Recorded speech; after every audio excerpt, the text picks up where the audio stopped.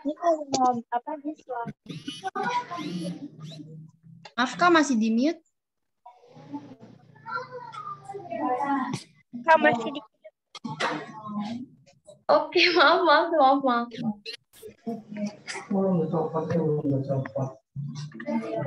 Kita mulai ya. Kedengaran nggak suara aku? Dengeran. Dengeran Kak. Kedengaran Kak? Kak. Oke, jadi kita mulai. Maaf ya.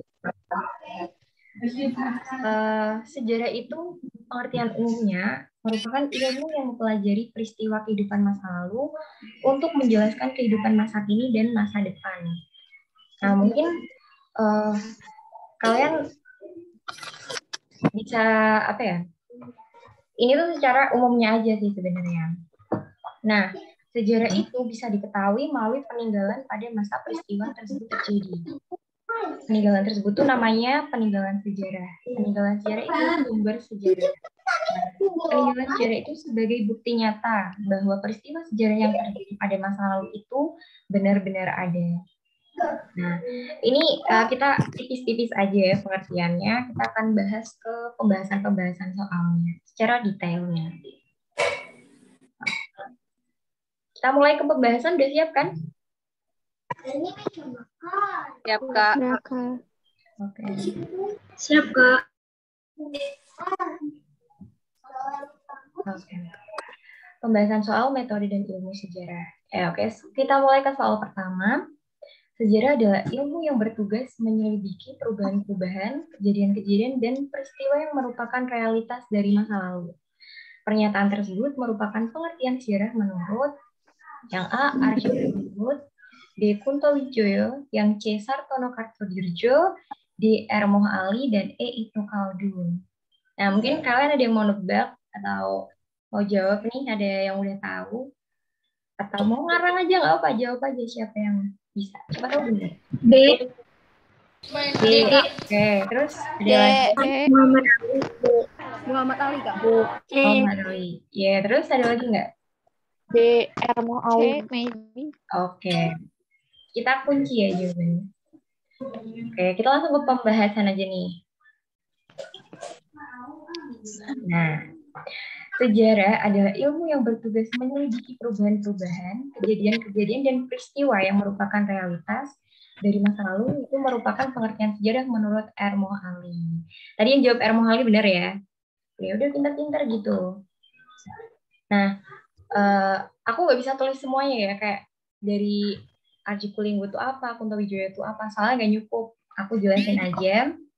Nah, jadi menurut Archipulinggo itu mendefinisikan sejarah sebagai penyelidikan tentang tindakan manusia yang dilakukan pada masa lampau. Nah, Kuntowijoyo sendiri mendefinisikan sejarah itu hal yang menyuguhkan fakta secara ideografis, diakronis, unik, dan empiris. Mungkin kalian masih bingung ya, keempat itu tuh apa sih? Ideografis, diakronis, unik, dan empiris itu apa? Tapi nanti kita akan bahas di pembahasan soal yang lain. Karena ada yang menyangkut 4 hal itu. Jadi kita lewatin dulu. Oke, yang C itu Sartono Kartodirjo. Menurut Sartono Kartodirjo, sejarah itu merupakan penggambaran pengalaman kolektif pada masa lalu. Dan untuk mengungkapkannya bisa melalui aktualisasi dan penetasan pengalaman masa lalu. Sedangkan menurut Ibnu Khaldun, sejarah merupakan catatan tentang masyarakat umum, manusia ataupun peradaban manusia yang terjadi pada watak ataupun sifat masyarakat itu. Mungkin aku kecepatan apa gimana ya? Kalau mungkin ada yang mau ditanyakan? Paham nggak? Paham nggak? Apa aku kecepatan jelasinnya? Iya, Kak. Iya, Bisa diulang kecepatan ya? nggak sih, Kak? Soalnya ada orang Kecepatan, bertiga. Kak. Oh, kecepatan Ulang. ya? Ya ampun. Ya, oke. Apa aku ulang lagi jelasinnya? Ulang lagi jelasinnya. Soalnya ada yang Oke. Aku ulang lagi ya. Jadi yang menurut R.G. Collingwood itu mendefinisikan sejarah sebagai penyelidikan tentang tindakan manusia yang dilakukan pada masa lampau. Oke, udah. Ini pada dicatat apa gimana ya? Apa gimana? dicatat. Ini nanti bakal di-share lagi, Kak. Iya, ini PPT-nya nanti aku share kok di Telegram. Oke.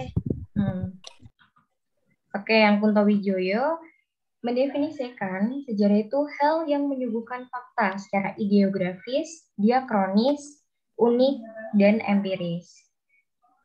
Nah, sedangkan Sartono Kartodirjo itu mendefinisikan sejarah sebagai penggambaran pengalaman kolektif pada masa lalu dan untuk mengungkapkannya bisa melalui aktualisasi dan penetasan pengalaman masa lalu. Nah, menurut Ibnu Khaldun sendiri, sejarah itu merupakan catatan tentang masyarakat umum, manusia ataupun peradaban manusia yang terjadi pada watak ataupun sifat masyarakat itu. Ya, masih kecepatan nggak? Nggak kok, Kak. Kak. Nggak. Oke, berarti jawabannya D ya. Tadi yang udah jawab Ermo Ali itu udah benar tuh. Kita next, bisa ke soal selanjutnya? Lanjut, Kak. Oke. Ke soal kedua. Perhatikan soal ya. Istilah sejarah yang berasal dari kata dalam bahasa Jerman, yaitu yang mana nih? Ada yang A, Geschichte. Yang A. Gimana? Benernya tuh kalau kalian itu ya lihat, sebenarnya tuh ini udah kelihatan sih dari itu. Yang A sih. Yang A. Yang mana? Yang A, Kak. A, Kak. Ini yakin A. A, B. Ada A, ada B, ada yang C enggak? Nggak ada. Udah kelihatan ya kalau yang C tuh bahasa mana gitu kan. Oke, benar. Yang mayoritas jawab A tadi benar ya jawabannya. Kita ke pembahasan. Nah, istilah sejarah dari beberapa bahasa. Nah, dalam bahasa Inggris tuh disebut history atau yang berarti masa lampau umat manusia. Nah, dalam bahasa Arab itu syajarotun atau syajarah yang berarti pohon dan keturunan. Ini tuh maksudnya berdasarkan silsilah keturunan kerajaan yang seperti pohon. Nah, dalam bahasa Yunani sendiri itu disebut historia yang berarti belajar. Dan bahasa Jermannya Geschichte. Gimana tuh bacanya? Aku kurang paham ya. Sesuatu yang telah terjadi pada masa lampau dalam kehidupan manusia. Dan bahasa Belandanya Geschiedenis yang berarti yang benar terjadi. Oke, mungkin ada yang mau ditanyakan? Sebenarnya kalau kayak gini tuh itu sih lebih ke apa ya? Bukan. Kalau kalian biasanya kalau pelajari kayak gitu dihafal apa gimana? Dilihat aja tulisannya, Kak. Ya, benar. Sebenarnya bisa dilihat aja.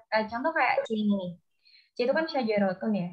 Kan ini udah kelihatan kok syajarotun ini dari mana? Kok kayak Arab-Arab ya? Ya berarti ya dari bahasa Arab. History sendiri, history ini kan udah kelihatan juga. Mungkin yang bingung itu diantara historia sama Kedengeran, Kak. Nggak kedengeran. Ada yang berisik. Ada yang berisik nggak kedengeran, kakaknya jelasin. Bisa di-mute dulu ya yang nggak ke-mute. Soalnya aku bisa all mute, Kak. Bisa di all mute. Oke. Tadi yang berisik siapa ya? Soalnya nggak lihat tadi yang berisik. Farah Rizky. Oh iya.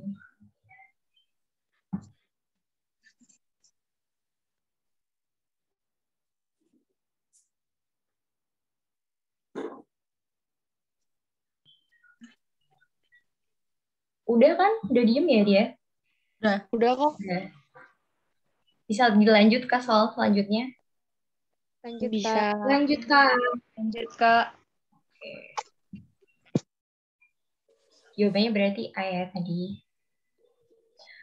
Oke, yang soal ketiga.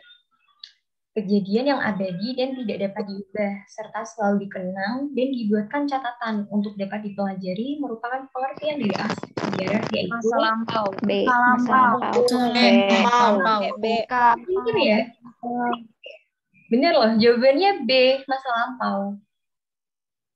Oke, kita ke pembahasan langsung aja karena udah banyak yang benar jawabnya. Nah, pembahasan sendiri, aspek sejarah itu ada 3 aspek dalam sejarah. Yang pertama masa lampau, yaitu kejadian yang abadi dan tidak dapat diubah, serta selalu dikenang dan dibuatkan catatan untuk dapat dipelajari. Yang kedua, masa kini.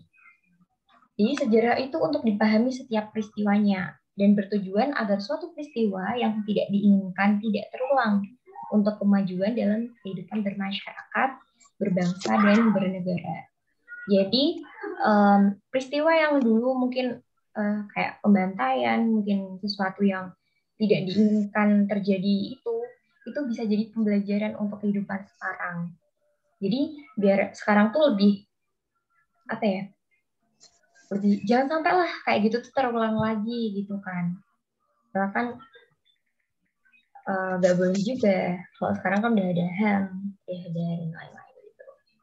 Nah, yang ketiga, masa yang akan datang, yaitu peristiwa dapat dijadikan pedoman hidup suatu bangsa agar lebih berguna dan lebih berhati-hati, serta dapat bijaksana dalam bertindak dan dalam mengambil keputusan.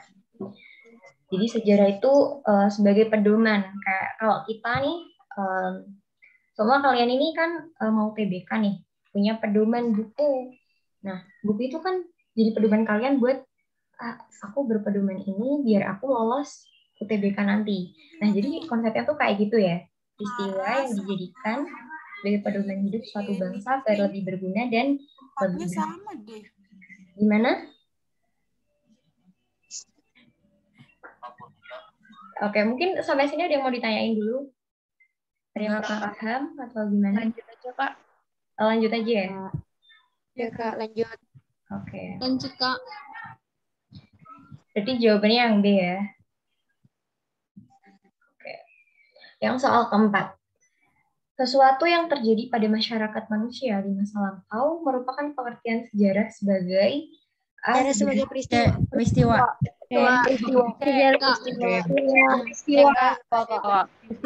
Kok kalian pada pinter-pinter sih? Apa Gampang, sih Kak. soalnya kemudahan kali ya? Gampang. Soalnya kan Udah pernah dibahas. oh udah pernah dibahas. Oh. Soalnya kan emang materinya tuh dikit ya kalau bab 1 itu. Ruang lingkup sejarah Iya. dikit. Jadi aku juga bingung kalau bikin soal kayak gimana. Oke, tapi kita tetap pembahasannya ya. Meskipun kalian udah tahu nih jawabannya. Oke. Nah, ruang lingkup sejarah itu terbagi menjadi 4 aspek. Yang pertama, sejarah sebagai peristiwa, yaitu sesuatu yang terjadi pada masyarakat manusia di masa lampau.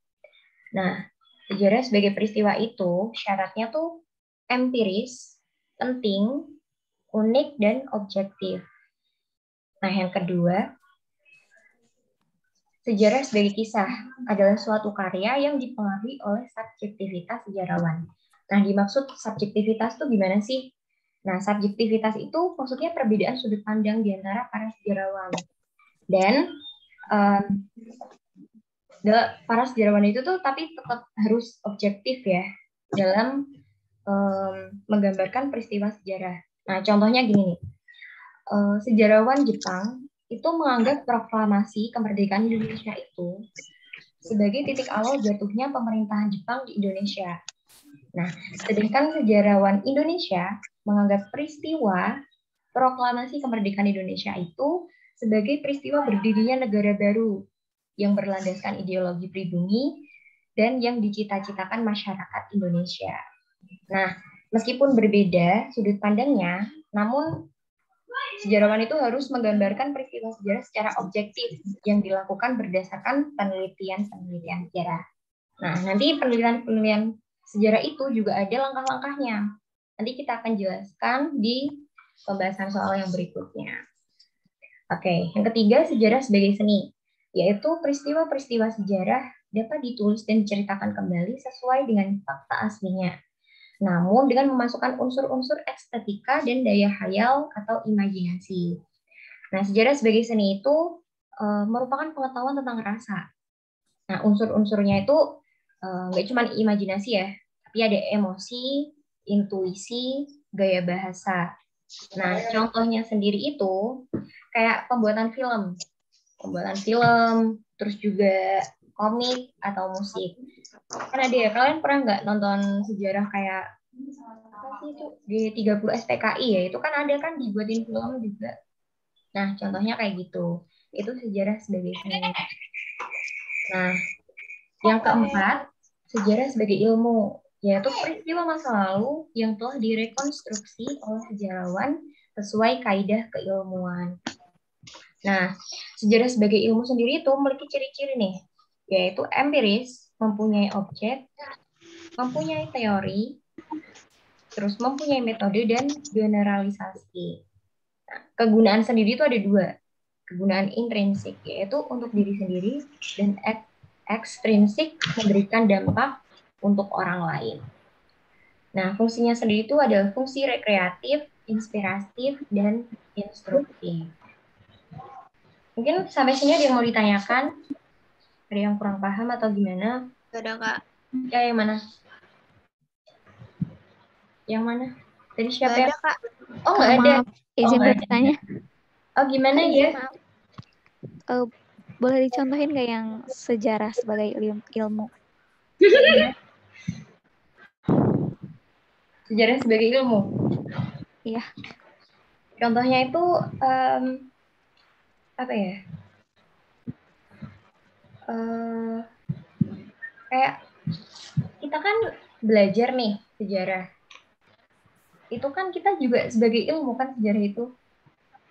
Jadi sejarah itu peristiwa masa lalu yang direkonstruksi oleh sejarawan sesuai kaidah keilmuan. Nah, itu tuh untuk kita, untuk belajar kita. Nah, tadi kan aku bilang Kenapa sih dulu mulu dari dulu? Oke, nah tadi kan aku bilang tuh ada fungsi rekreatif, inspiratif, dan instruktif. Nah, fungsi-fungsi itu sendiri itu merupakan, sebentar ya teman-teman.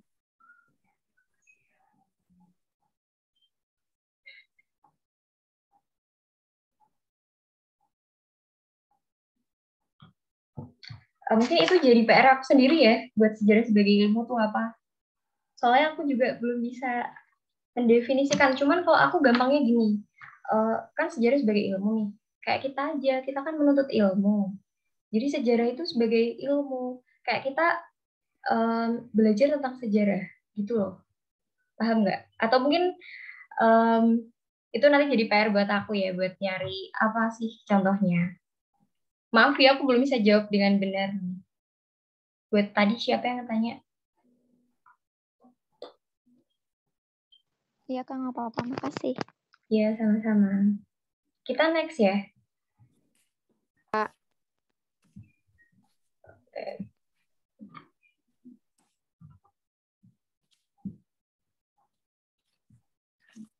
Nah, yang soal kelima nih. Sebagai ilmu, sejarah memiliki syarat-syarat sebagai berikut, kecuali A. memiliki teori, B. bersifat empiris, C. memiliki metode, D. memiliki objek, dan E. memiliki rumus pasti. Nah, kira-kira yang mana tuh jawabannya? Ya, soalnya tadi kita udah bahas juga ya, yang aku sebutin tadi sejarah sebagai ilmu. Oke. Ada pinter-pinter nih yang ikut. Nah, pembahasannya sendiri itu syarat-syarat sejarah sebagai ilmu itu ada 5. Yang pertama itu empiris. Semua pengalaman yang terjadi kemudian direkam dalam peninggalan serta dokumen sejarah yang kemudian diteliti oleh sejarawan dalam menemukan fakta. Nah, yang kedua, memiliki objek. Objek sejarah itu manusia dan masyarakat. Akan tetapi sasarannya lebih ditekankan pada manusia dalam sudut pandang waktu. Jadi objeknya tuh kita. Objeknya kita, tapi ditekankan dalam sudut pandang waktu. Gitu. Jadi gimana ya? Contohnya kayak masa Hindu-Buddha, terus masa Islam, masa seperti masa-masa kayak gitu, masa sejarah, prasejarah gitu kan, itu kan kita objeknya itu kan manusia ya, kita kan pelajari manusia dan masyarakat, tapi kan dalam sudut pandang waktu. Nah gitu maksudnya. Oke, yang ketiga memiliki teori. Nah, teori dalam sejarah itu berisi satu kumpulan tentang kaidah-kaidah pokok suatu ilmu. Yang keempat memiliki metode. Dalam melakukan penelitian sejarah, mempunyai metode sendiri dengan menggunakan pengamatan disertai bukti untuk membuat kesimpulan sejarah sebagai ilmu, mempelajari sepanjang kehidupan manusia. Nah, yang kelima mempunyai generalisasi, yaitu sebuah kesimpulan umum dari pengamatan dan pemahaman penulis. Karena udah pada paham, kita next ya? Atau gimana nih? Iya Kak, next aja. Oh ya, aku izin off cam ya. Soalnya sinyalnya agak itu kalau aku on cam. Iya, Kak. Iya, Kak. Oke. Oke, soal ke-6. Peristiwa itu hanya terjadi satu kali dan tidak ada lagi peristiwa yang sama persis dengan peristiwa waktu itu. Merupakan pengertian sejarah dari sifat-sifat ilmu sejarah yaitu Unik, Kak. Unik. ya benar nih, benar lagi nih, unik. Oke, kita ke pembahasannya langsung aja. Sifat-sifat ilmu sejarah itu ada 5. Yang pertama fakta, bahwa ilmu sejarah adalah sebuah fakta, jadi bukan rekaan. Sejarah itu fakta, bukan bukan kita kayak mereka-reka adegan gitu, enggak ya. Sejarah itu sebuah yang nyata, yang emang benar adanya dan benar terjadi. Nah, yang kedua, diakronis. Sejarah memanjang dalam waktu, dalam arti peristiwa yang satu berhubungan dengan peristiwa yang lain. Yang ketiga, ideografis. Sejarah senantiasa menceritakan, menggambarkan, dan memaparkan sesuatu. Yang keempat, unik. Sejarah hanya terjadi satu kali dan tidak ada lagi peristiwa yang sama persis dengan peristiwa waktu itu. Nah, jadi meskipun peristiwanya itu terjadi lagi, tapi tuh manusia dan waktunya tuh nggak mungkin sama kan?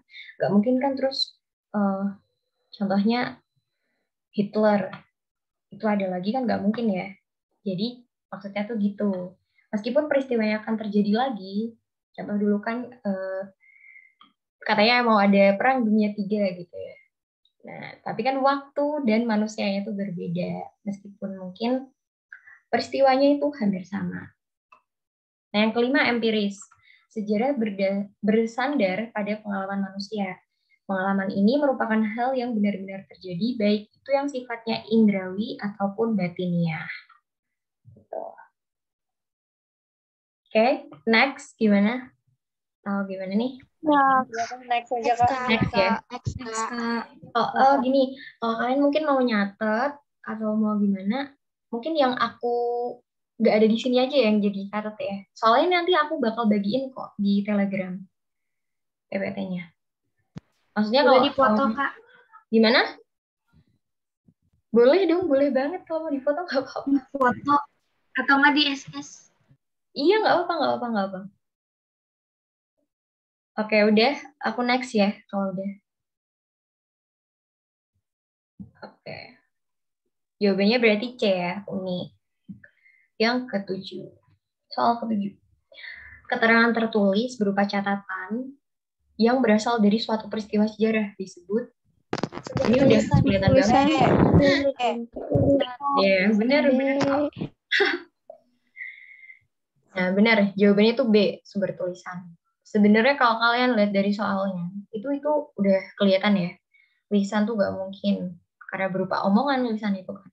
Benda juga nggak mungkin. Nah, primer itu juga nggak mungkin.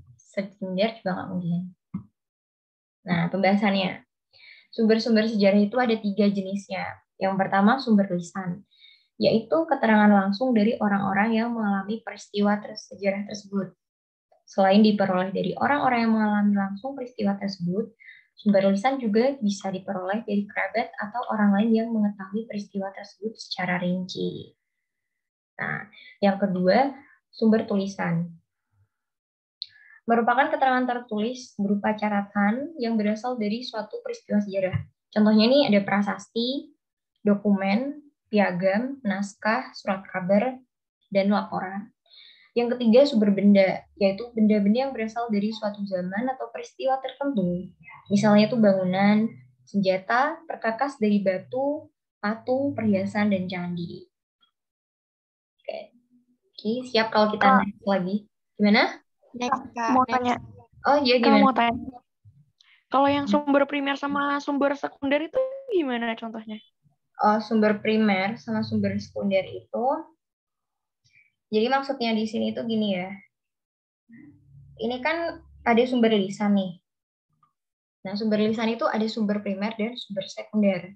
Nah, sumber primer itu dari pelaku sejarah yang masih hidup dan dapat menceritakan peristiwa tersebut secara langsung. Nah, sumber sekunder sendiri itu bukan langsung dari pelaku sejarah, namun menyaksikan kejadian tersebut. Nah, paham nggak perbedaannya? Kalau primer itu langsung dari yang mengalami itu. Tapi kalau sekunder tuh dia bukan pelakunya, tapi dia menyaksikan kejadian yang dimaksud gitu. Jadi kalau primer tuh pelaku sejarah itu yang masih hidup. Paham nggak? Paham, Kak. Makasih. Ya, sama-sama. Oke, kita next ya. Iya, Kak. Oke, yang soal ke-8. Catatan kejadian secara singkat dari waktu ke waktu secara berurutan disebut Periodisasi. C. C. C, Kak. C. Yakin ya C ya? Iya, Kak. Oke, kita coba buka pembahasannya.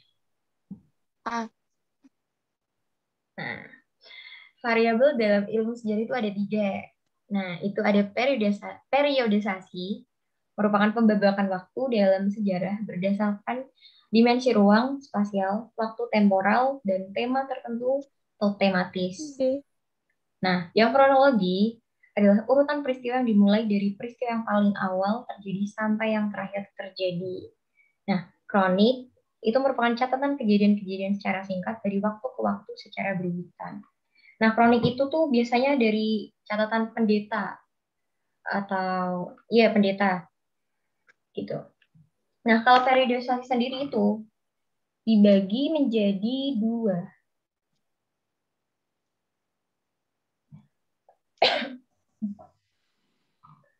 Periodisasi itu dibagi menjadi 2 ya secara umum, yaitu zaman praaksara dan zaman sejarah. Nah, zaman praaksara itu sebelum manusia mengenal tulisan. Peninggalannya tuh seperti artefak, fitur, ekofag, dan situs peninggalan purbakala dalam bentuk bidang tanah. Gitu. Nah, dalam dilihat dari 2 aspek, zaman praaksara itu ada 2. Dari kemampuan membuat alat, yaitu yang pertama zaman Paleolitikum, 2 zaman Mesolitikum, 3 zaman Neolitikum, 4 Megalitikum, dan 5 logam. Nah, dari mata pencahariannya dibagi menjadi 3, yaitu masa berburu dan meramu, yang kedua masa bercocok tanam, dan yang ketiga masa perundagian. Nah, tadi kan aku bagi menjadi 2 ya. Secara umum dibagi menjadi 2. Sejarah. Yang pertama zaman praaksara, yang kedua zaman sejarah. Nah, zaman sejarah itu manusia setelah mengenal tulisan. Nah, zaman sejarah itu dibagi menjadi 3. Zaman kuno, zaman Indonesia baru, dan yang ketiga zaman Indonesia modern. Zaman kuno itu zaman kerajaan tertua. Itu dari abad ke-14. Pengaruh Hindu-Buddha kalau zaman kuno itu. Nah, zaman Indonesia baru itu dari abad ke-15 sampai abad ke-18. Itu mulai pengaruh Islam ya, kerajaan-kerajaan Islam. Nah, yang ketiga zaman Indonesia modern. Pemerintahan Hindia Belanda. 1800 Masehi sampai sekarang ini. Ya, jadi melewati penjajahan Belanda dan Jepang, terus serta pergerakan nasional hingga kemerdekaan hingga sekarang ini. Oke, mungkin ada yang mau ditanyakan atau gimana? Atau kita next? Gimana? Lanjut aja, Kak. Oke, sebelumnya tadi jawabannya berarti D ya, bukan periodisasi ya, tapi kronik. Oke, yang ke-9, soal ke-9. Pembagian sejarah menjadi masa Hindu-Buddha, masa Islam, dan masa kolonial Barat merupakan contoh dari apa nih? Menurut kalian dari mana? Periodisasi. Periodisasi. Nah, Menurut aku historio sih. menurut kamu apa tadi? Nggak tahu. Entah kenapa lebih sering historiograf. Oke. Soalnya pembabakan waktu.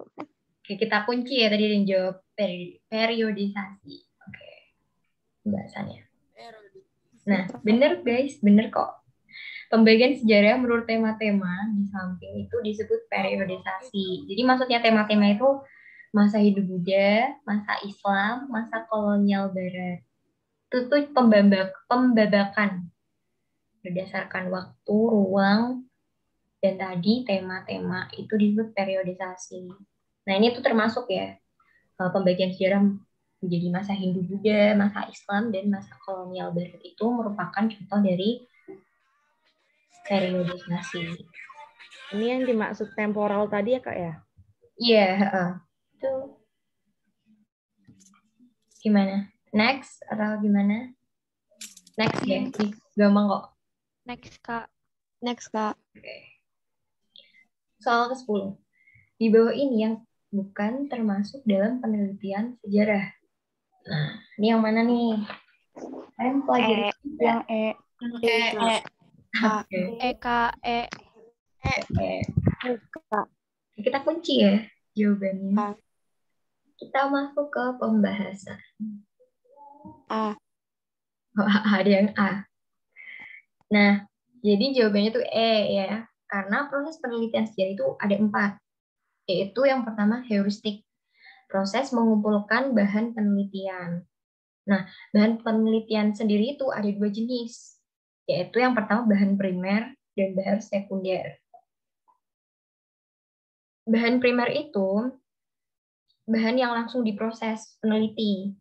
Misalnya contohnya nih wawancara, diary, terus artefak, dan lain sebagainya. Itu. Dan bahan sekunder itu bahan yang punya orang lain. Ya misalnya nih data BPS, arsip, dan lain sebagainya. Gitu. Nah yang kritik atau verifikasi itu proses penelitian sejarah yang kedua, yaitu proses memeriksa bahan yang dikumpulkan. Nah pemeriksaan itu ada yang internal dan eksternal. Yang internal itu dicek dalamnya logis dan nyambung. Jadi selain cek masuk akal, dicek juga dengan sumber lain. Nah, yang eksternal itu dicek luarnya. Nah, jadi terpercaya nggak sumbernya gitu. Misalnya tadi arsip pemerintahan versus blogspot. Nah, itu yang paling terpercaya yang mana tuh di antara arsip pemerintahan dan blogspot itu. Nah, yang ketiga interpretasi, proses menggali atau meneliti makna. Nah, itu ilustrasinya tuh gini. Contohnya ya, tuliskan arti makna kuburan A di sini. Yang kedua, ada contohnya lagi, apa arti pendirian benteng B di situ. Terus kalau kayak contoh lainnya lagi, gimana mesin uap ini membantu industri, gitu. Paham nggak maksudnya gimana? Gimana paham nggak, teman-teman? Paham Kak. Paham ya. Jadi maksudnya tuh maknanya tuh apa sih? Artinya tuh apa? Arti benteng kok didiriin di sini tuh artinya apa ya gitu. Terus contoh gimana mesin uap itu membantu industri. maknanya mesin uap di industri itu tuh apa gitu. Nah, yang keempat, ini historiografi, yaitu proses penyajian hasil penelitian. Nah, unsur penyampaian penelitiannya itu, yang pertama harus logis. Logis itu masuk akal. Yang kedua, sistematis. Rapi, terorganisir. Yang ketiga, empiris. Jadi sesuai fakta lapangan, jangan ngada-ngada. Jadi harus sesuai fakta yang ada di lapangan. Yang keempat, komprehensif, yaitu menjadi gagasan utuh. Nah, ragam penyajian penelitian ini juga ada jurnal ilmiah, buku, dokumenter, lukisan, komik, peta, arsip, dan sebagainya. Oke, aku ulang ya, mungkin kalau kecepatan tadi. Jadi, historiografi ini beragam penyajian penelitiannya. Itu ada jurnal ilmiah, buku, peta, arsip, dokumenter, lukisan, komik, dan lain sebagainya. Gitu. Nah, kalau historiografi Indonesia tuh ada 3 nih dibaginya. Jadi ada tradisional. Tradisional tuh contohnya kayak hikayat, gurindam, dan lain-lainnya. Gitu. Nah, yang kedua kolonial. Kolonial tuh dari karya Belanda. Nah, yang ketiga nasional. Nasional tuh contohnya kayak Wiji Tukul, Pramoedya Anantatur, dan lain sebagainya. Gitu. Gimana Pak? Ada yang mau ditanyakan? Atau aku kecepatan jelasinnya ya? Kak mau nanya, yang Iya. tadi bagian primer heuristik itu tadi apa ya Kak ya? Lupa tadi. Yang mana ya? Kan yang bagian heuristik itu dibagi menjadi 2, iya. primer dan sekunder. Itu Iya. primer apa lupa. Oh, yang primer tuh yang langsung diproses peneliti. Nah, contohnya itu wawancara, diary, sama artefak, dan lain sebagainya. Masih ada lagi. Oke, Tapi aku sebutin di sini 3 aja gitu. Wawancara, diary, sama artefak. Ada lagi. Yang sekunder udah jelas ya tadi? Sudah. Oh, sudah. Oke, kita next ya. Ini kurang 3 soal lagi kok. Next, Kak. Oke. Yang soal 11. Ilmu yang mempelajari tentang prasasti disebut apa nih? D. Arkeologi. Arkeologi. Oke, arkeologi ya, mayoritas jawabannya. Kita lihat pembahasannya apa nih. Nah, ilmu-ilmu bantu sejarah itu ada banyak. Nah, yang pertama tuh antropologi, yaitu ilmu yang mempelajari aspek kehidupan masyarakat dan kebudayaan. Yang kedua, arkeologi, ilmu yang mempelajari manusia dan kebudayaan di masa lampau. Nah, contohnya seperti perkakas kuno gitu. Nah, yang ikonografi, ilmu yang mempelajari arca, lukisan relief yang berisi lambang. Nah, terus numismatik, ilmu yang mempelajari koin, catatan bank, mendali, dan uang primitif. Terus yang keenam ada epigrafi, ilmu yang mempelajari tentang prasasti. Terus juga ada keramologi, ilmu yang mempelajari tentang benda bersejarah dan keramik. Yang terakhir, geologi, ilmu yang mempelajari tentang lapisan bumi. Sebenarnya masih ada lagi, cuman nggak muat, jadi aku sebutin sedikit aja. Ini sebenarnya ada 2 lagi atau berapa gitu. Jadi jawabannya C. Salah ya tadi yang D jawabnya. D kan tadi jawabnya. Arkeologi itu ilmu yang pelajari manusia dan kebudayaan di masa lampau. Ya, contohnya kayak perkakas kuno. Kalau prasasti itu epigrafi. Jangan kebalik-balik ya. Kak, kalau kayak fosil itu termasuk nggak? Fosil. Fosil, iya. Masuk ke Mana ya?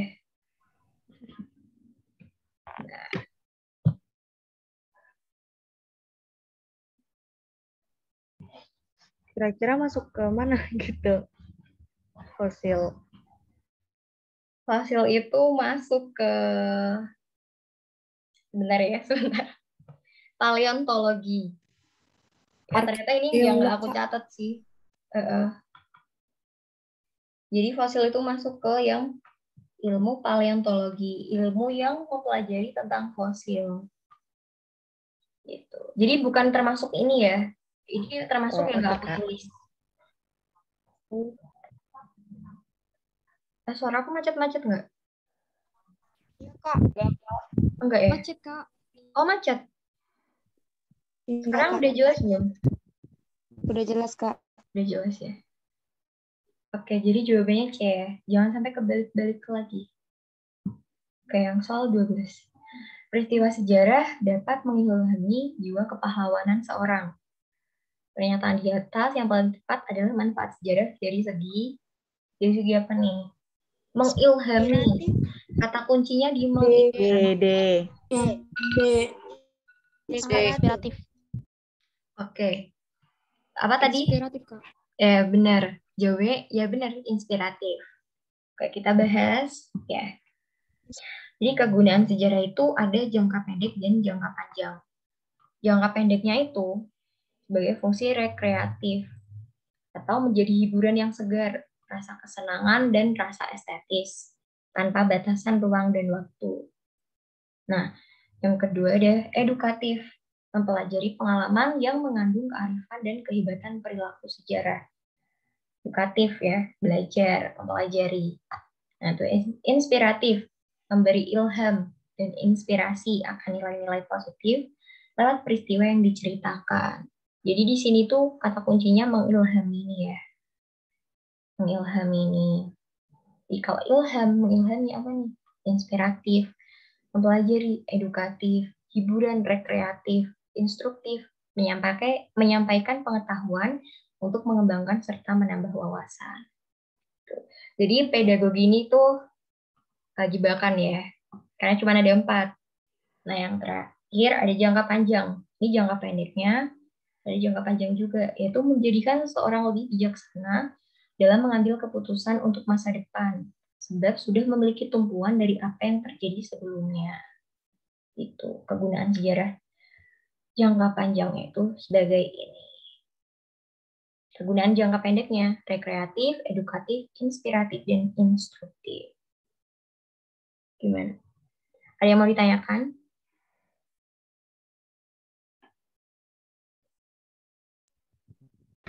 Atau next?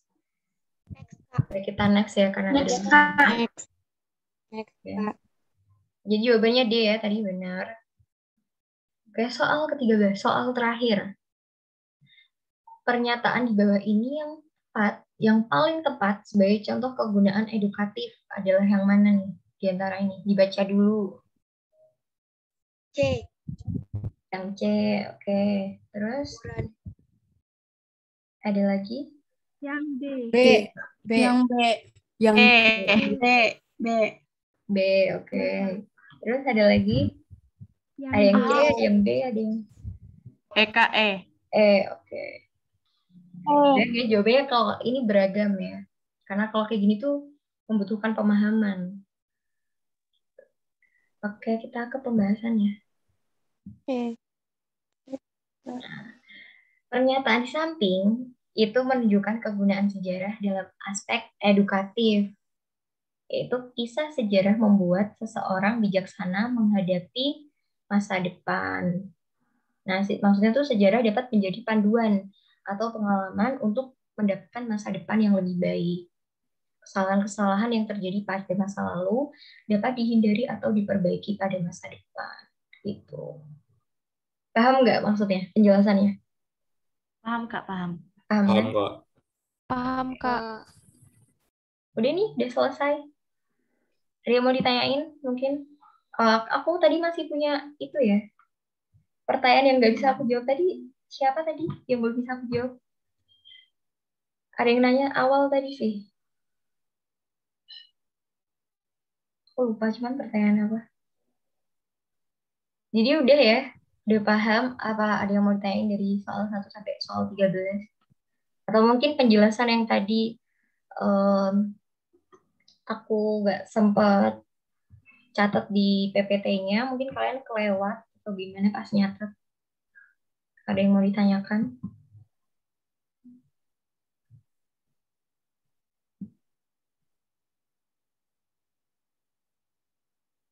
Apa tahu udah?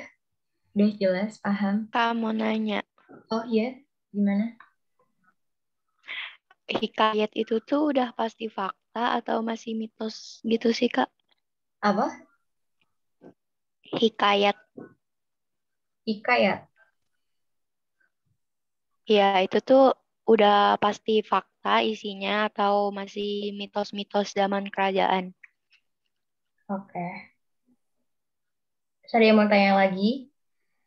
Makasih Kak. Aku Lampung Kak, ya. aku di Kak, aku mau tanya Kak. Ya. Kak, Gimana? kalau Kak kan di sejarah itu kan ada konsep berpikir sinkronis dan diakronis ya Kak. Ya. Aku masih bingung Kak kalau cara berpikir sinkronis itu gimana dan cara berpikir diakronis itu gimana ya Kak? Cara berpikir sinkronis dan cara berpikir Diakronis Kak. Contohnya tuh gimana ya Kak? sinkronis dan diakronis.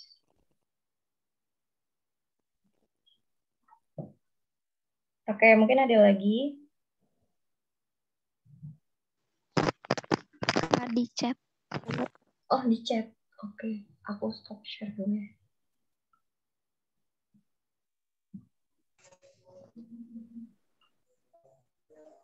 Slide yang pengertian sejarah. Oke.